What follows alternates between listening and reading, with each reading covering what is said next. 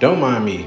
I'm just thinking, but for a long time, I used to give Southerners the benefit of the doubt when they said the Civil War wasn't fought over slavery, it was fought over states' rights. I used to think, okay, not everybody was fighting to keep black people enslaved. Some of them had to truly believe it was about their independence, their culture, or self determination. Trying to be politically correct, see the nuance, intellectualize it. But I had to accept there's really only one question that matters: the right to do what? Because when you really sit with that, there's only one answer: the right to free human labor, the right to own another person, the right to profit from stolen time and broken bodies. Slavery. Their own Vice President, Alexander Stevens, said it out loud, and I quote, "The Confederacy was founded upon the great truth that the Negro was not equal to the white man, that slavery, subordination to the superior race, is his natural and normal condition," end quote. And that wasn't hidden. That was the cornerstone of the Confederacy. That's not just economics. That's theology, religion, politics, and culture all braided together into this idea of white supremacy as divine order. Their wealth, their family names, their religion, all built on that belief. So no, it wasn't tradition. It was not just heritage. It was hierarchy. And here's the part that's not talked about enough. Even the North wasn't innocent, because Abraham Lincoln himself said in a letter to Horace Greeley in 1862, and I quote, "If I could save the Union without freeing any slave, I would do it. And if I could save it by freeing all the slaves, I would do it. And if I could save it by freeing some and leaving others alone, I would also do that."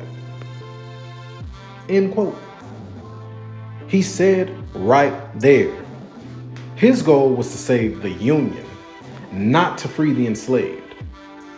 That tells you very clearly the North wasn't fighting out of moral conviction. It was capitalism and politics. They saw that the Southern system of free labor broke their rules of wage labor, their wage labor economy. So even the so-called good guys were really just saying, hey, you're messing up our bag. And of course, the abolitionists were white. Some of them may have truly believed humans shouldn't be enslaved. But that did not at all mean they believed black people deserved the same rights, land, education, or access to power as they did. Most of them just wanted to end the physical bondage, but not the actual racial hierarchy that came with it. So when you step back and you look at it, the Civil War wasn't the good North versus the bad South. It was one power structure arguing with another. One fighting for the right to own, the other fighting for the right to control. And when the smoke cleared, the South said, "The South will rise again." And it did, just dressed differently.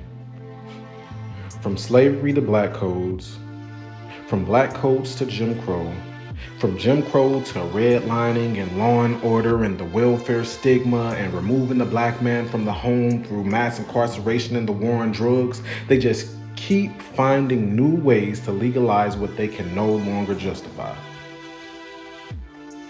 And when folks today say that silly mess about, oh, the Democrats started the KKK, I just shake my head. Yeah, Southern Democrats back then pushed segregation. But when the parties flipped, those same Dixiecrats, those same white nationalists, migrated right over to the Republican Party, where they still reside today. The jerseys changed. The ideology stayed home in the South. So the next time somebody says it wasn't about slavery, hear what they're trying to tell you. We don't want to face the fact that our ancestors fought to keep black people beneath them. And when they say it was about states' rights, ask them plainly, the right to do what? Because no matter how you peel that onion, you always end up in the same place. A system built on the belief that black men, women, and children in this country were property. And that belief still haunts every institution we live in and live under today. I used to try to be polite about it. I used to try to intellectualize it. But nah, the Confederacy was not about freedom. It was about the freedom to enslave. And once you see that clearly, you realize the Civil War did not end in 1865. It just changed clothes. But again, don't mind me. I'm just thinking.